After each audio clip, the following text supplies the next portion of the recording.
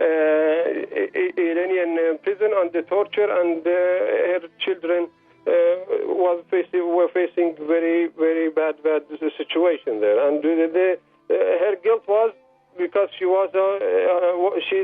wife of Ahwazi activist, and this is unacceptable. And I remember again that this Ahwaz Islamic conference now having a conference in Tehran, and they are discussing how to improve the quality of life for women and freedom, and give them the... I also heard about Fahima that gave birth into prison. Is that true, that what happened? Yes. Fahima will give birth to her child and military treated in prison, and she was denied any medical care, and was subjected to torture before and after her birth. And we are still trying to contact some people in some organization in here to just get any news about her faith and about her health and her child. But unfortunately, the Iranian denied this any access to her. We just got a text from Hassan. Hassan from United Arab Emirates. He's texting us saying that. He says, does Iran treat you just as Israel? Do Ahwazi people see themselves just like Palestinians do? Well, I think we are in the same boat, to be honest, in terms of facing torture and occupation. And whatever happens in Palestine, we're facing more ill treatment and oppression from Iranian Israeli ally, and I say Israeli ally. So yes, I would take for example, I've mentioned in my previous interview that our brothers our sister brothers in Palestine are allowed to study their language and geography. But yes, in Al-Ahwaz we don't have the opportunity to study and even call our children in Arabic. Ibrahim, what have been the international human rights law perspective on this front, from the likes of United Nations, etc.? Why are we all silent, or has been any contrary response to this sheer injustice? Well, to be honest, any call has been for respecting human rights in Al-Ahwaz and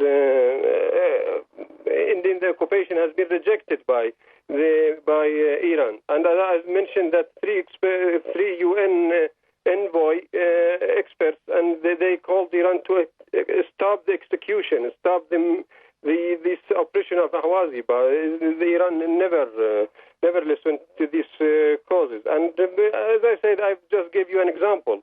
I don't know. Ironically, they are rewarding Iran for violating human rights. And not to forget, only 10th of December, it was Human Rights Day. Human Rights Day in International Human Rights Day. And Iran was present at the meeting there and celebration and ceremony, and anyone was cheering Iran for as well, as I don't know for what for. It's contradictory, actually. No one is understand what is happening in this free world. Ibrahim, thanks for participating. Your last words, please, Ibrahim.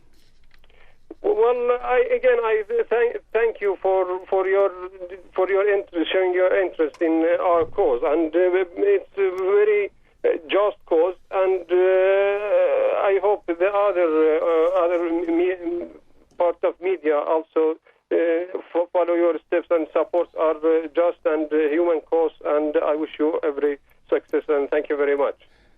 Thank you very much, Ibrahim. Thank you. Thanks for participating. If you just joined us, you are listening to Did You Know? We are discussing the forgotten land of Al-Ahwaz. Call us on 0121 772 8892 or text us on 07926843338. After the break, we're going to have a human rights activist from London, that's Kadhim Al-Wali, and as well as we're going to have the surprise of this show, Sumayya bint al-Hurriya, and she has secretly went to Iran, went in Al-Ahwaz, and been there and experienced it. She will tell us about her own experience. Join us after. Iranization policy states teaching Arabic in Al-Ahwaz is banned and every school should enforce to teach Farsi. This has caused 70% of high school dropout. Yes, Khadija, indeed, this is a crisis and an abuse against human rights in Al-Ahwaz, which has been occupied since the 1925 by Iran. If you just joined us, you're listening to Did You Know? We are discussing the forgotten land of Al-Ahwaz. Call us on 0121 772 8892. Text us on 07926 843388. We are now pleased to have Mr. Kadhim Al-Wali, the human rights activist from London. Mr. Kadhim Al-Wali, can you hear us? Yes, I do. Okay, Mr. Wali. Mr. Wali, the British government and the House of Commons, the European Commission and the European Parliament have condemned ethnic discrimination against the Ahwazi people. However, they have concentrated on individual cases only. I mean, the British government ministers have voiced a concern that any death sentence could cause more problem against human rights. Mr. Wali, we heard that, my colleague just read, Ahwazi people are even prevented from naming their own children and also from speaking Arabic language. Is that right? Correct me if I'm wrong. Yeah, this is correct. And first of all, I would like to thank you for this program. And it is good if the British people know about Ahwazi cause. Especially the people who believe the Iranian regime is standing by the Palestinian people and helping them while they torturing, executing the people of Al-Ahwaz and also transferring the people of Al-Ahwaz from their land. About your question, just after the occupation of Al-Ahwaz in 1925, the Iranian government started implementing a policy. They call it Persianism, and this means that one nation, one language, which is Persian language. And they started implementing the Persianism of many parts of Iran, especially Al-Ahwaz. And of course, the first thing to change was the name of the city and the towns and the villages of the region. So they changed Al-Ahwaz to Ahwaz, Abadan to Abadan, Muhammara to Khurramshah, Khafajiyya to Susangel, and so on. So after a few years, they changed the names of almost all towns and villages. The main idea behind this policy is to erase the Arab identity of Al-Ahwaz. So they started a long-term policy to implement, and this should be step by step. And this started with the change of the names of the towns and the villages to destroy any Arabic symbols in Al-Ahwaz.